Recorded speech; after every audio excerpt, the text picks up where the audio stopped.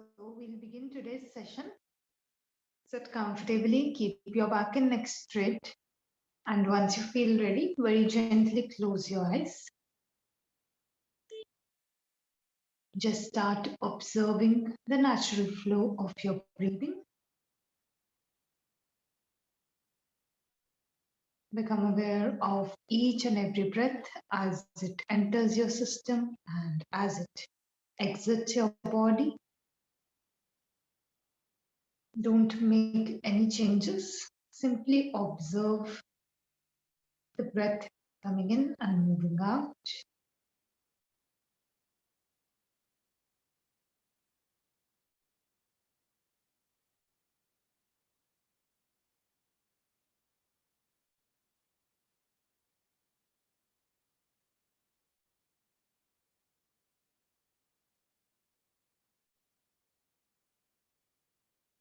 Slowly shift your attention to your body. Become aware of your posture and check your alignment. If you feel the need, you can adjust your body.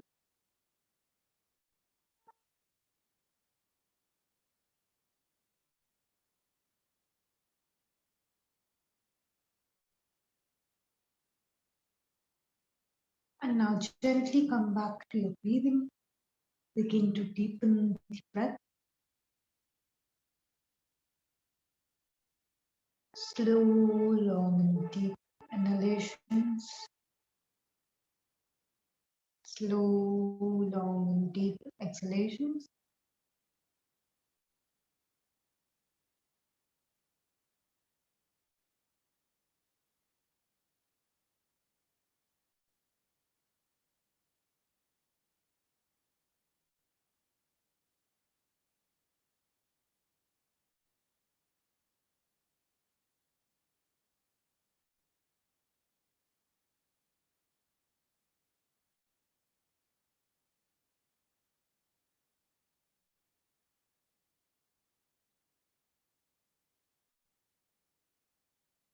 We are going to open today's session by chanting Om 3 times, followed by 3 Shantis.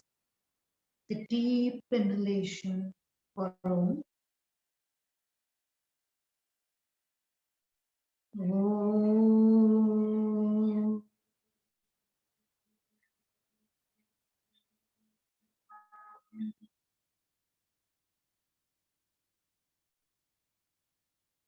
Om.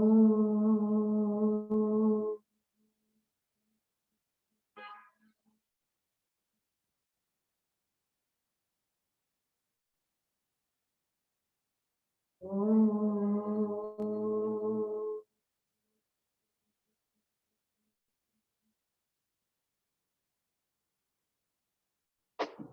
Shanti. Shanti. Shanti.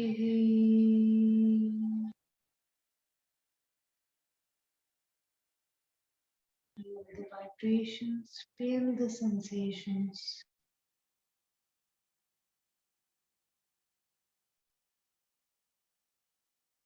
Now join your palms together. Begin to rub the palms. Keep the palms on the eyes.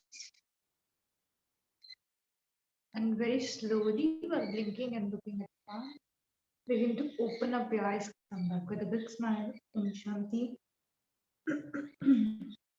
Let us begin our session for today. So, starting with yoga philosophy, today we are going to discuss a very interesting topic.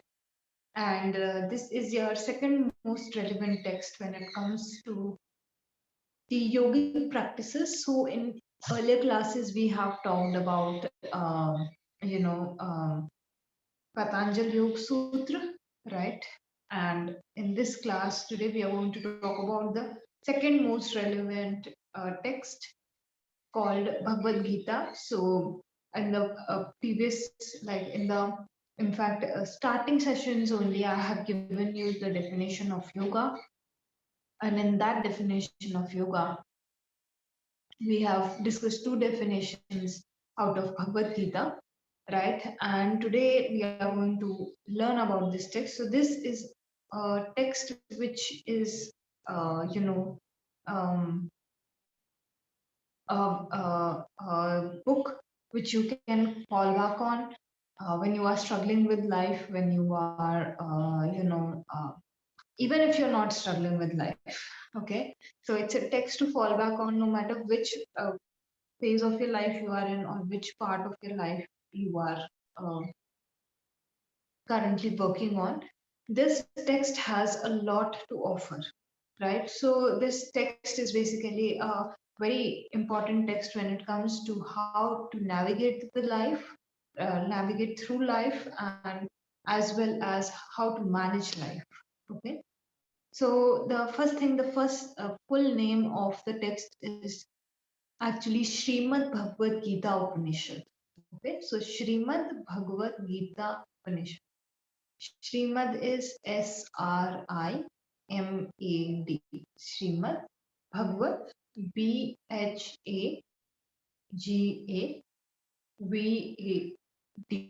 Bhagavad Gita GITA Gita, and Upanishad UPANISAD Upanishad. Okay, Srimad Bhagavad Gita Upanishad. So Gita, this term Gita, it means Geet in Hindi, it means singing, right? So this is like the divine knowledge, right, or the ultimate reality, which is sung by Lord Krishna, or the the most superior being, you can say, or superior, uh, um, you can say God, in fact, right? So this is a text which is giving you the, you know, ultimate reality. Okay, so this is what the meaning. This is the meaning of the name itself, right?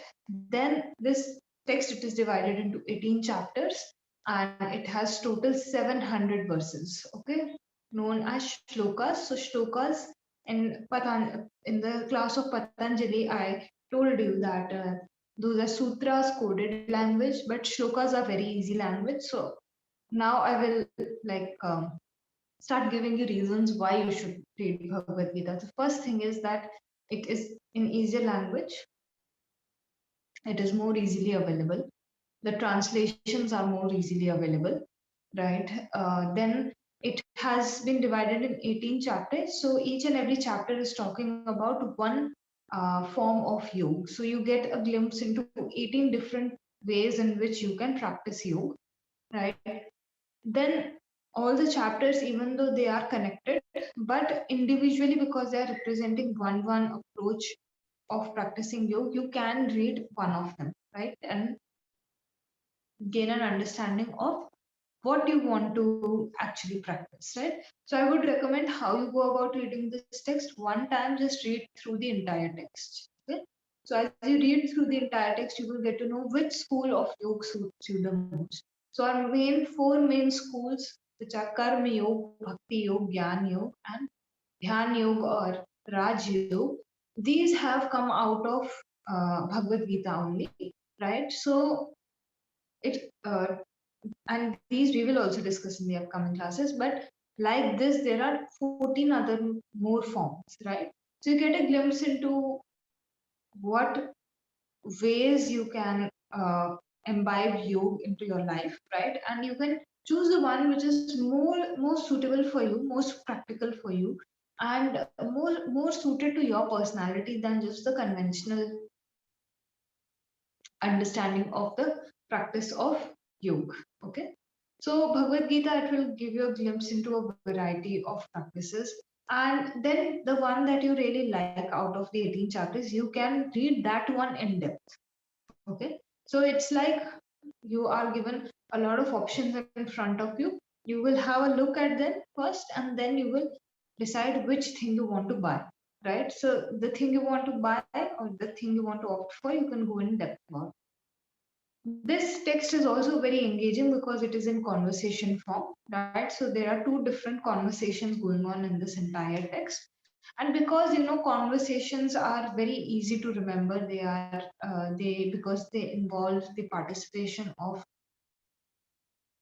everybody who is included, we end up remembering some conversations a lot, right? So in that same way, rather than just reading a theory book, I would like to read that book and have a discussion with someone that will help me retain better, right? So when you read Bhagavad Gita again, because it is in conversation format, because constantly questions are being asked and then they are being answered, it engages you more, it engages the mind more, and it also helps you to retain the information better, right?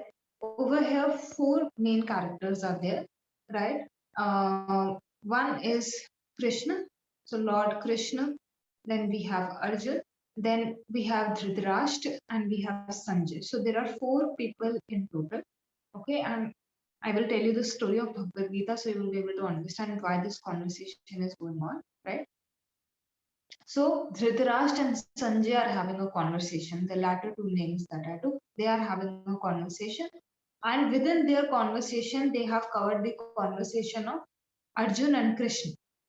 Right? So Arjun and Krishna are also having a conversation, but because like you and I, we are discussing the conversation that somebody had. Right? So we are discussing their conversation. Right? So it is a conversation within a conversation. And Arjun over here is representing the lower mind or the senses which have a tendency to run away, or the lower mind. The lower mind is just concerned about the survival, the basic necessities being fulfilled, right? When we are in the lower mind, we also see a lot of impurities of the mind surface up. We get angry, sad, jealous, right? And then there is a higher perception of the mind, right? So Lord Krishna, he represents that higher perception, right? Which knows that despite having the anger, what is the correct decision to make, or it's also representing the intellect, right? So the higher perception of the mind, the intellect, the part of your being which knows what is right and wrong, right? Despite the situation, right? So that is represented by Lord Krishna, right? Hence, when you draw these analogies, these metaphors, and it is the text is given as a combination of metaphors and similes, you are able to relate it more to your, right? So Bhagavad Gita, I would say you should read once in your life. Don't consider it to be any just restrict yourself by thinking that it is a Hindu text. Right? No. Uh, all the traditions in this world have their own texts, and all of those texts have certain things in common, right? So you will find a lot of things which might be connected to your tradition in Bhagavad Gita as well, right? And if you can gain something out of it, if you can implement something out of Bhagavad Gita into your life, for you, it will drastically change your life, right? So it doesn't matter what tradition or what background the text is having, as long as you are able to get in touch with ultimate reality, you will see the difference, right? So many things have been talked of in Bhagavad Gita which can easily be infused into our lives. And once you infuse those things into your life, you will see your life change, right? So just merely rejecting a particular text on the basis of certain labels, I would highly recommend you don't do that. Just take whatever you want to take and leave behind what you don't want to leave, what you don't want to take. Okay.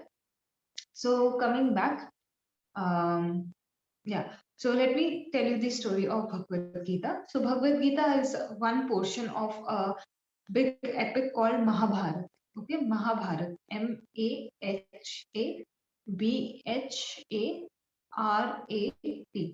Okay, Mahabharat. This is an epic. If you Google search it, you will find it easily. Right. So Mahabharat is a very, very big text, and out of that, one small portion of that text, it got a lot of highlight, and especially in the time of Shankaracharya, because he's considered to be the compiler of this text, right? So especially at that point of time, it gained a lot of limelight, and this out of the entire epic, this one portion became very famous. Okay, so let's come to the story of Bhagavad Gita, sorry, Mahabharata, because we will only be able to understand what is happening in Bhagavad Gita if we know what is going on in Mahabharata, right? Because it's a part, and after uh, like a lot of story is done, then Bhagavad Gita comes in, right? So there were two brothers. Once upon a time, there were two brothers. You don't have to get concerned with the names. Dhritarashtra and Pandu. Okay, so these were two brothers, and Pandu had five sons, and they were named the Pandavas. And Dhritarashtra, he had 101 children, out of which he had 100 sons and one daughter. Right, so 100 sons together, they were known as Kauravas, right?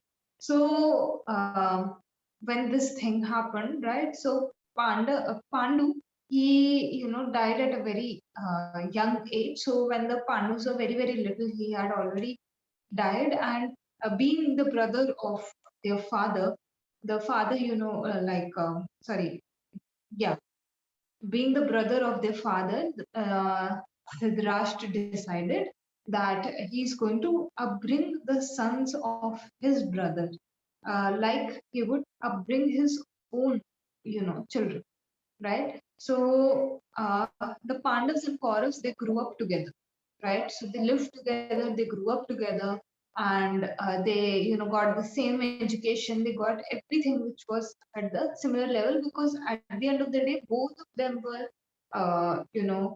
the sons of or children of the kings, right? So Pandavas, sometimes some people just have a general knack for something. So in that same case, Pandavas in general were more intellectual, more like they would take in more philosophy as well, and they were very good at all the other tasks as well, like archery. At that point of time, archery was a very important skill that was required, right? So Pandavas in general were very good at all of these skills, and even in their understanding of the theoretical thing. And Kauravas were not that good. It doesn't mean Kauravas weren't good. It's just that Pandavas were exceptional, right? So as they grew up, of course, as it happens generally, so the Kauravas were very jealous of the Pandavas, right? So as they grew up, it was decided that both of them, they're going to get separated, and the Pandavas are going to rule their share of the kingdom, and Kauravas are going to rule their share of kingdom, right? But the Kauravas weren't satisfied with this. They were very jealous still. And one person who was, like, you can say, the chief of the Kauravas, uh, famously, he was, um, you know, uh, he was just the highest person, right, in their entire out of the 100, right? Duryodhan, right? So Duryodhan was very jealous. Okay, so what he decided? He decided that he is going to call one of the Pandavas for a game of dice. So in ancient times, of course, gambling and everything, again, it was very common, right? So Duryodhan, he called one of the Pandavas to his kingdom, and by cheating him in a game of dice, he eventually won everything from the Pandavas, right? And after that, a set of instances happened, but finally it was decided that as a punishment, the Pandavas will go into 13 years of exile. Okay, so initially all the kingdom, everything was lost, but then they came to a common agreement, you can say, where it was decided for 13 years the Pandavas are going to go into exile, right? And once they complete the 13 years, they can come back, get their kingdom back, right? So when this deal was cut, there was a special condition for first 12 years. The Pandavas had to live in exile in the forest, right? And they had to, of course, do their everyday activities, all of these things, right? But the last 1 year, a special condition was put that they had to go incognito, right? So they should not be discovered by anyone, right? If they get discovered in that 1 year by anybody, then their entire 12 years of exile would get nullified. Okay, so somehow throughout those 12 years and then plus 1 year, the Pandavas were able to fulfill all the conditions. And in between this, there are multiple stories again where the Kauravas, they tried to distract or make sure that their exile could not be completed. But somehow, as the time passed, like navigating from one obstacle to the other, the Pandavas had completed their 13 years of exile, right? So after they came back from the 13 years of exile, they asked Duryodhan for their rightful share in the kingdom. Okay. And for those 13 years, Duryodhan was ruling the entire kingdom, like his kingdom and then the kingdom of the Pandavas as well. Right. So at that point of time, Duryodhan, said that I will not even give you the space equivalent to the tip of a needle. Right. That is how much he was like in high ego, that he wasn't ready to share anything right out of the kingdom, right? So at that point of time, after multiple discussions, it was decided that there had to be a war, right? They had to fight their own family, the Pandavas. Why? Because there was no way in which they would get their kingdom back. Okay. So after this decision was made, both Arjun and Duryodhan. So Arjun was one of the Pandavas, one of the five Pandavas. Arjun and Duryodhan, both of them went together to a place called Dwarka.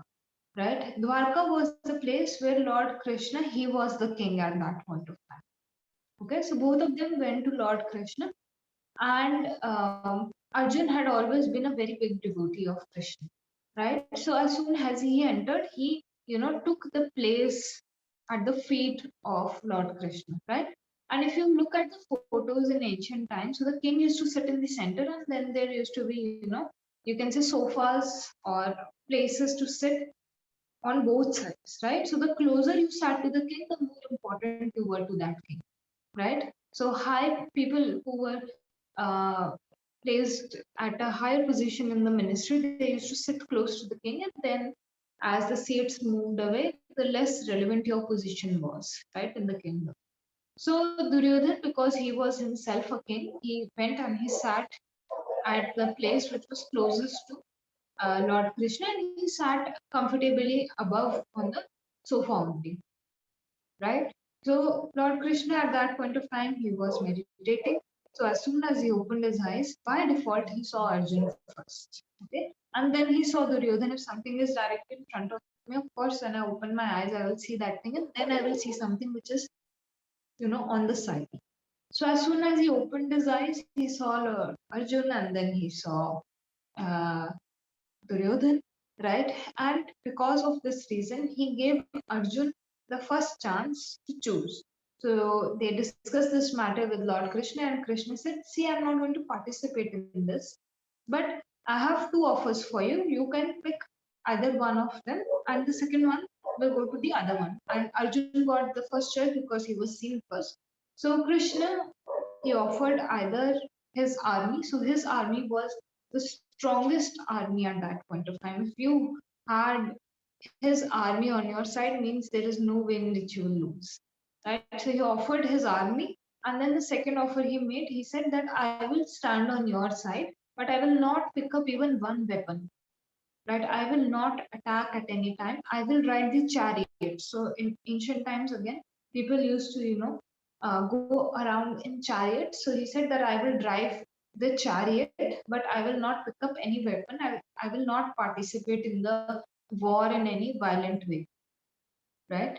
So because Arjun was such a big devotee, he chose Lord Krishna to be on his side without any weapons, right? And he requested Lord Krishna to ride his chariot. Okay. Then um, Duryodhan was already very happy because his first choice would have been the army only, right? So this matter was settled over here, right? Both of them went back, and a common date, timing, everything was set for the war, right? Then, in between this time when they had visited Lord Krishna and before the war, Lord Krishna himself went to Hastinapur. It is a place in Uttar Pradesh, okay, in current times. And this is where Duryodhan was at that point of time. So Lord Krishna himself went to Duryodhan in Hastinapur in order to request him to share the kingdom with the Pandavas so that the war could be avoided. Lord Krishna already knew that this war was going to be very, very destructive in its nature, right? And he knew the level of, harm or damage that would be caused when this, entire war would take place. So he went as a request, like just in an attempt to request Duryodhan to call off the war and just give 5 cities to the Pandavas, right? So when he made this offer, this negotiation, Duryodhan said no. Okay, and then Krishnaji he negotiated further and he said that okay, if you cannot give us 5 cities, then give us 5 districts. Then even then Duryodhan said no. Then he said that okay, give us 5 villages. Or finally he came down to the point where he said that give us only 5 houses. We will just eat, live. The Pandavas will just eat. They will have their kingdom to rule upon, right? And they will lead their lives. To which also Duryodhan said no. So at this point of time, Duryodhan had understood that Krishna being on the other side will be a very big obstacle. So when this negotiation, there was no result of this negotiation, Krishna ji began to walk out, thinking that the war is inevitable now. And at that point of time, Duryodhan, because of being in such high ego, he makes an attempt to capture Lord Krishna. Right? And at this point of time, Lord Krishna, he shows his real, uh, you can say, roop. What I'm looking for the correct word for it. Okay, so he shows his, um, you can say, real essence at that point of time. And he says that I am, the creator, preserver, and destroyer of everything you see around you. I am time in itself, right? And I am the source of energy from which everything comes into existence and where it comes back when the existence ceases. Right. So at this point of time, he gets very angry at Duryodhan, who tried to capture him, right? And then after this incident ends, Krishnaji he goes back home, right? And then we come directly to the day of the war. So on the day of the war in India, on in any kind of war, you will see there are certain set of rules and regulations, right? So both the armies had come up on either side. There was a line in between, right?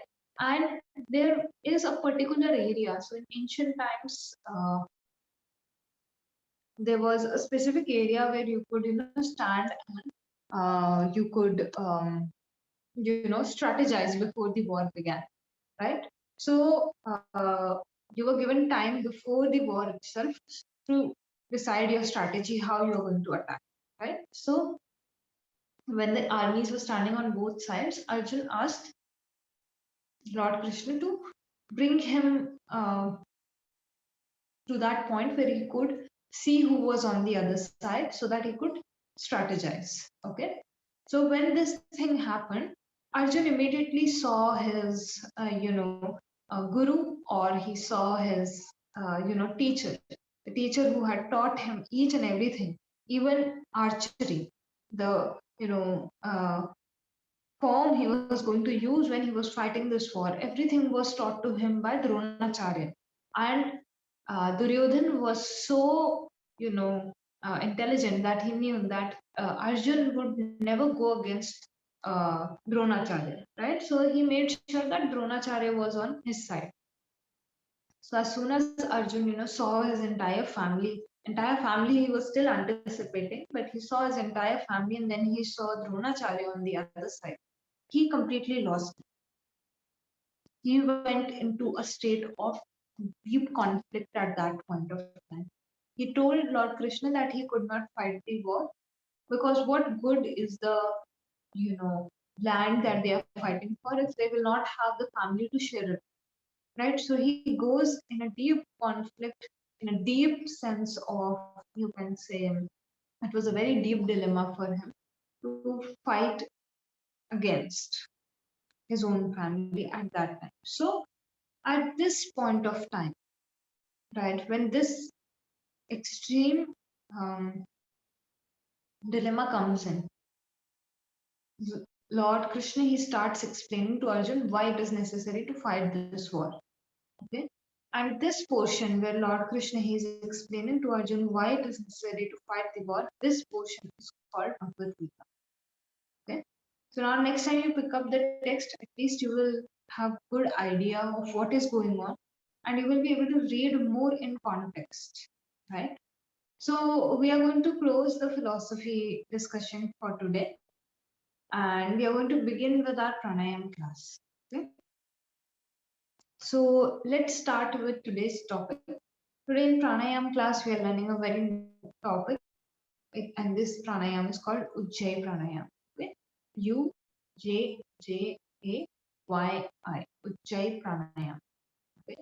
So now, this is not a new topic to you because in your asana class, you probably have already been performing the Ujjayi breath.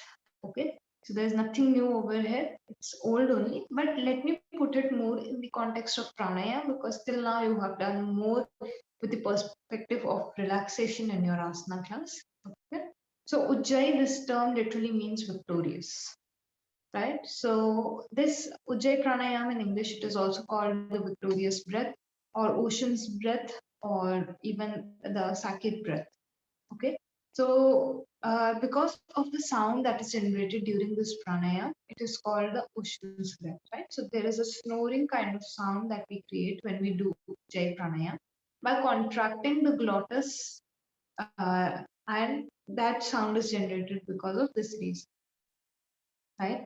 So Ujjayi pranayama, it's also called the psychic breath. Why? Because this is Ujjayi is a very tranquilizing pranayama. Okay, so it comes under the category of tranquilizing pranayams, and it is also heating pranayam. So if your body temperature is at a particular level after doing the pranayam, it will rise up, right? So it's called the psychic breath because when you do Ujjayi, then it activates or stimulates the more subtle states of mind, which is why it is a tranquilizing pranayama as well, because it helps you to get out of that stress or tackle that stress overall, right? Let's come to the technique of Ujjayi. So, like I said, you have to contract the glottis, right, which is a muscle in the throat, and then you create a snoring kind of sound. So, how do you do it? First thing, your mouth will be closed at all the times, and you will only breathe through the nose. Okay. Second thing, the sound is generated both during inhalation and exhalation. Okay. So maybe in your asana class, you are just creating the sound during exhalation. But when we talk of the pranayama, we're creating sound at both times. The sound shouldn't be too loud or it shouldn't be too low. It should just be as much as you can hear, right? So if somebody is standing very close to me, maybe they are able to hear that sound. Otherwise, they are not able to hear this, right? So this is the volume that you have to keep, right? So how do we do Ujjayi pranayama? We just sit comfortably, stably, close the eyes, go for a few deep breaths. For the sake of demonstration, I will be producing the sound a little bit like I'll be producing the sound louder, but when you're doing it for your personal practice, you can go lower, right?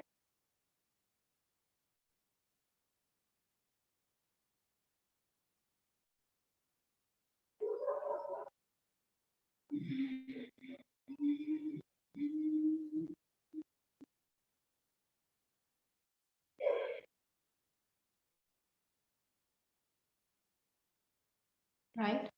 So I'm breathing through the nose, but there is proper contraction of the throat. By looking at the throat of another person, you will get to know if they are practicing Ujjayi or not, right? So as you could see, I have created the sound at the beginning and at the end, both times, inhalation, exhalation, the sound remains. Even though for pranayama, of course, it is better if you are in a sitting position only.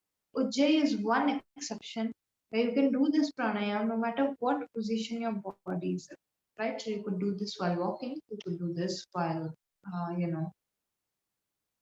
laying down. And in fact, it is said that Ujjayi is the type of breathing which eventually gets uh, stimulated or starts happening on its own when you go into deeper states of meditation. Okay. So let's look at how long we should practice. So anywhere between 10 to 20 minutes of practice is good. Ujjayi is one of those pranayams which has very little contraindications or very little targeted people who cannot go for this practice. Apart from that, everybody can practice Ujjayi, right? So who cannot practice Ujjayi? Let's discuss that. Anybody who is having a very introverted nature, Ujjayi is not very helpful, right? So it is a practice, like I said, during meditation, Ujjayi breathing starts on its own, right? So somebody who is already very introverted, you don't want to increase that thing, right? Uh, then don't introduce Ujjayi to them. Apart from that, everybody can practice Ujjayi. Only people who have heart disease, they should be careful during the practice of retention in Ujjayi Pranayama, right? The first thing is that introverted people, or if somebody is going too much into introversion, they should not do Ujjayi. Second thing, if there is, in case of retention, heart patients shouldn't go for this practice. Rest, everybody can go for this practice. Ujjayi Pranayama has multiple benefits. Okay? Overall, J is a tranquilizing and heating pranayama, as I have mentioned before. This, leads to very, very relaxative states of mind. So if you are one who struggles with stress a lot, who struggles with anxiety a lot, in fact, people who even suffer from insomnia, for them, this practice has done wonders.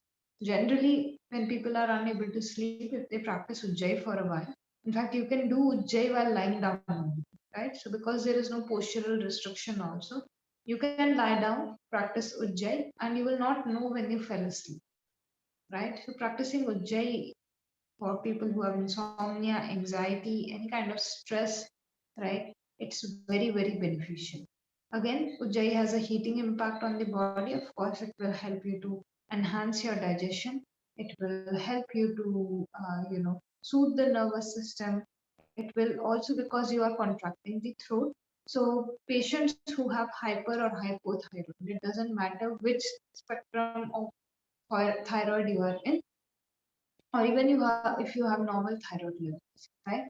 Practice of Ujjayi, it's going to keep the thyroid level under check and in balance, right? So keep practicing Ujjayi, right? It is very important because your entire metabolism is, you know, governed by the practice of,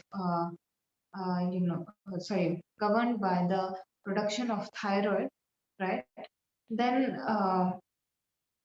like I said, insomnia patients, somebody who is having too much emotional burden, load, right? They benefit a lot from the practice of Ujjayi, right? And because there are no postural restrictions, again, you can introduce many more variations of sitting, laying down, standing, depending on what kind of group you are targeting for the practice, right? So let's just for once see the impact of Ujjayi, right? Rather than me telling you the benefits, let's just practice for a while and see the benefits show up in through our experience only. So come up on your mat, sit comfortably, keep your back and neck straight, very gently close the eyes.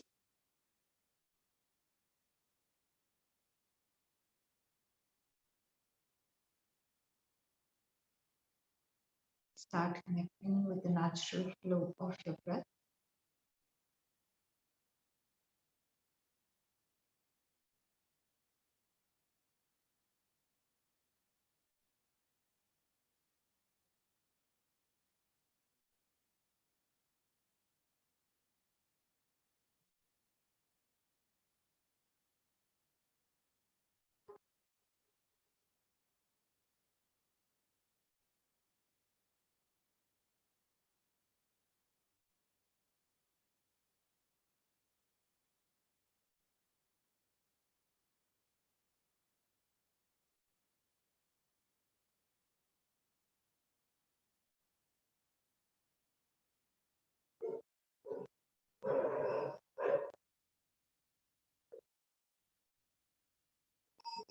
Now gently shift your attention to your body. Just make sure you are sitting comfortably and try to keep whatever posture you have chosen stable.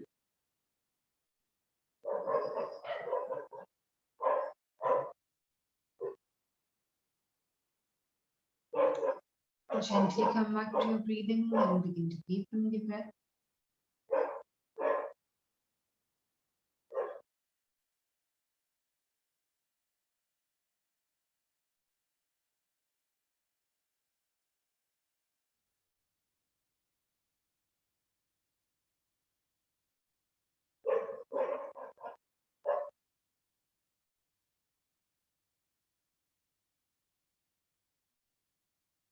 We're going to begin with the practice of abdominal breathing. So exhale fully, contract your abdomen properly. And we will begin with the first round. As you begin to inhale, expand your abdomen, feel the abdomen rise. As you exhale, contract your abdomen again. Inhale, abdomen out.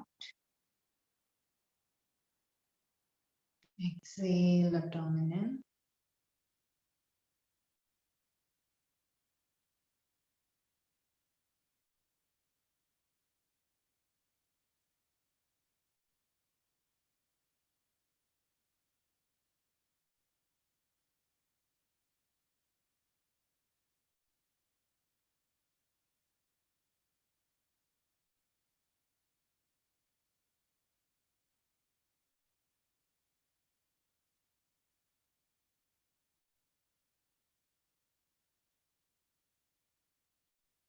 Continue your practice.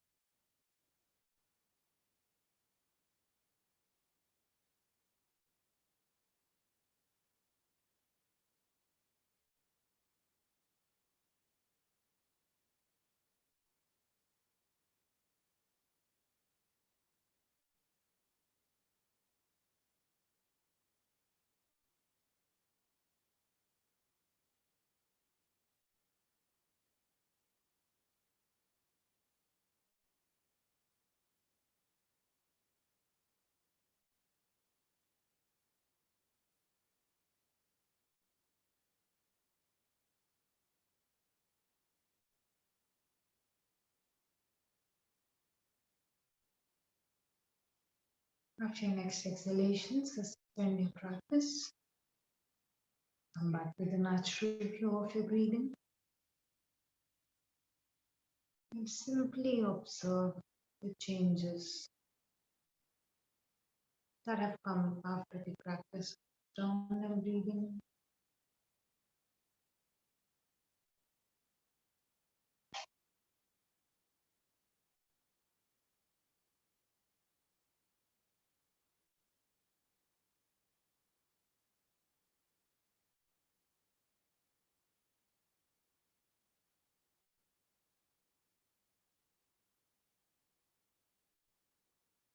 Now prepare yourself for the next practice. We are going to go for a few rounds of Anulom Vilom. So with the right hand, form the preferable mudra. Exhale fully. Close your right nostril with the thumb and begin to inhale through the left side.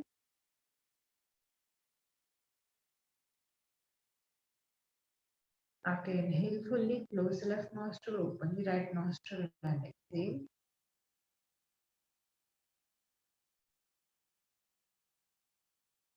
Deep breath in from the right side.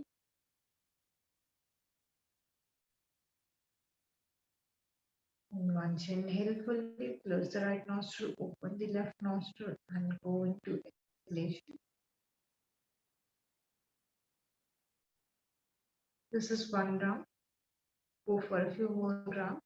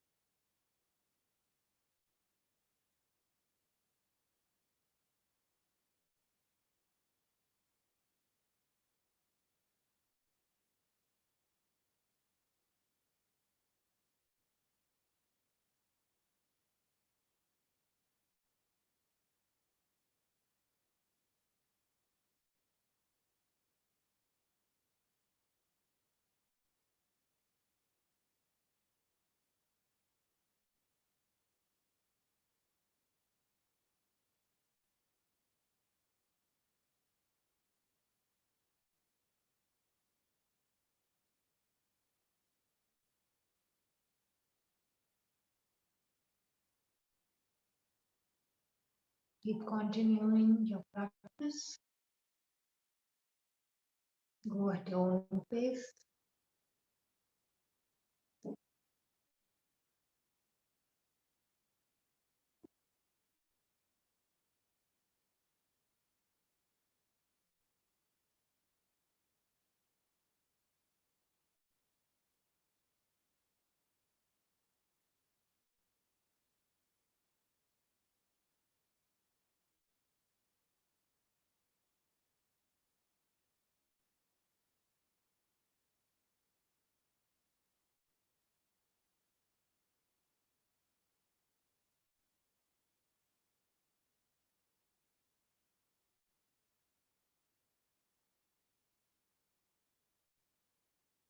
At your next exhalation, completing the round from the left side.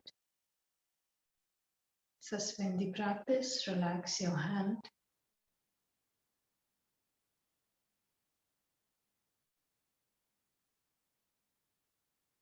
Keep the back and neck straight.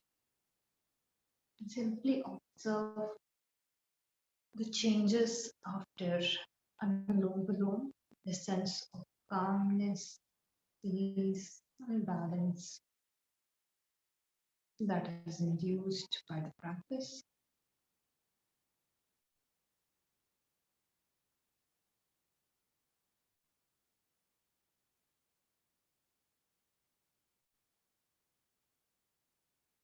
Keeping your back and neck straight, prepare yourself for our main practice for today, which is J Pranayama. Keep the back, neck straight, hands are relaxed. Close the mouth, and with your next inhalation, contract your throat and create the snoring type of sound on the back side of the throat. And with the exhalation as well, make sure that there is sound as you exhale.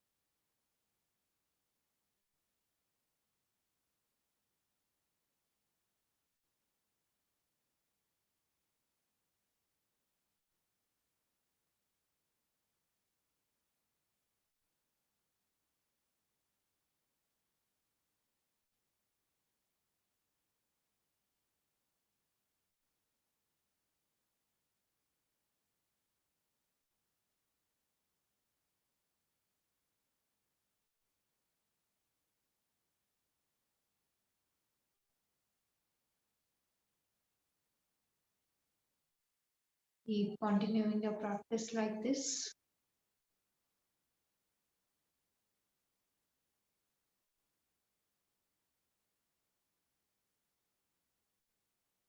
Try to deepen each and every breath as you inhale, as you exhale, and try to keep the time given to each inhalation and each exhalation equal.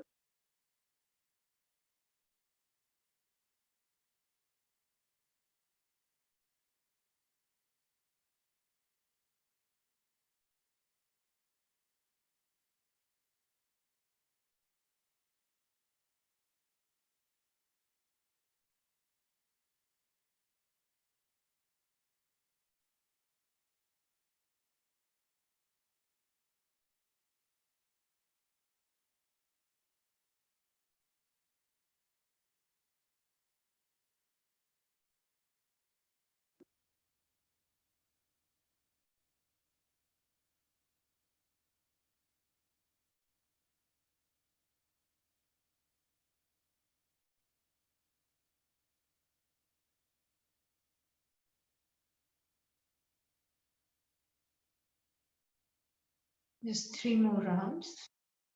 Go for 3 more breaths.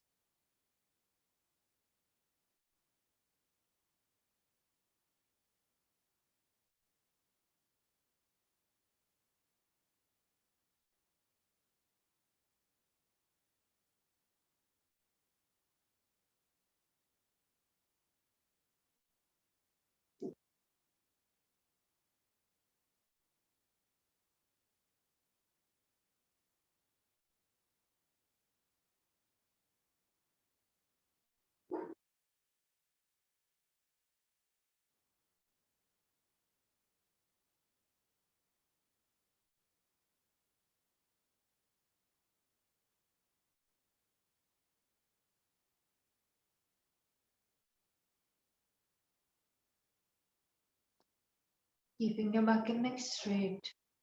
Just observe the changes after J Pranayama.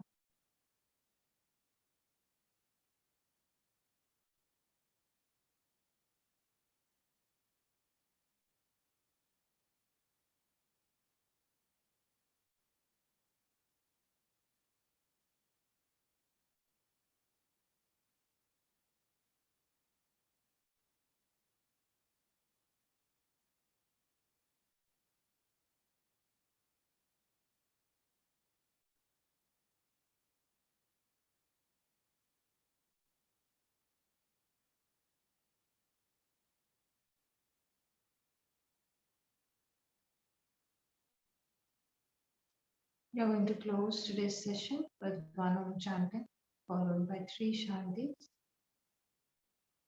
Sit straight and take a deep breath in for Om.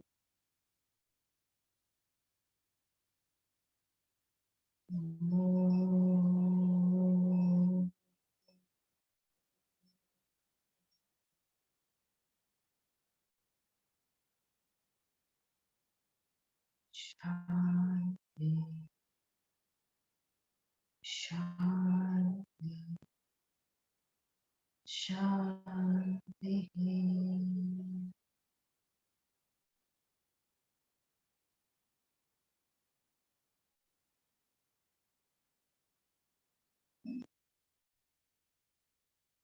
Bring your palms together and gently bow down.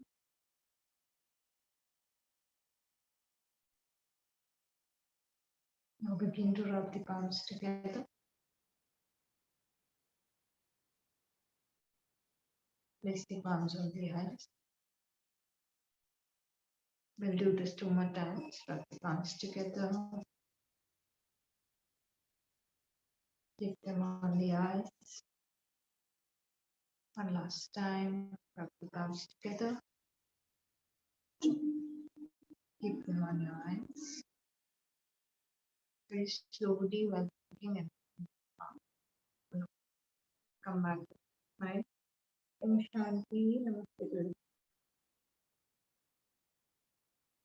We'll see you all tomorrow for your practice.